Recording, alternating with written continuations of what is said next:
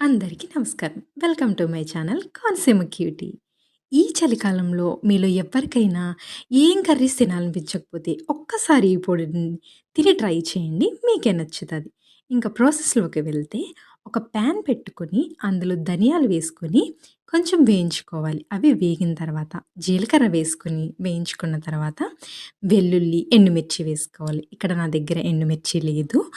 తర్వా వేయించినవన్నీ మిక్సీ జార్‌లో వయ్యారంగా వేసుకొని, నేను చూపించినట్టుగా ఫైన్ పౌడర్‌లా గ్రైండ్ చేసుకోవాలి.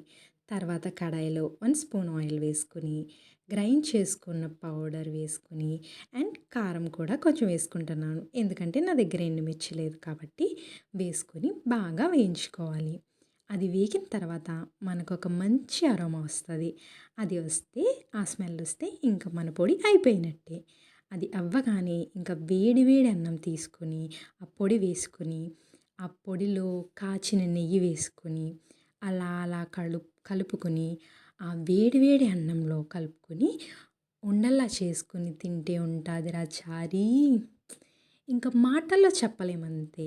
ఈ ధనియాల పొడి వల్ల మన స్కిన్‌కి గానీ, మన గట్‌కి గానీ, ఇంకా చాలా హెల్త్ బెనిఫిట్స్ ఉన్నాయి మనకి. ఇలా చలికాలంలో అప్పుడప్పుడు మీరలా ఇలాంటి రెసిపీస్ ట్రై చేస్తూ ఉండండి. మీకు ఖచ్చితంగా నచ్చుతది. So, that's it for the video. Thank you for watching.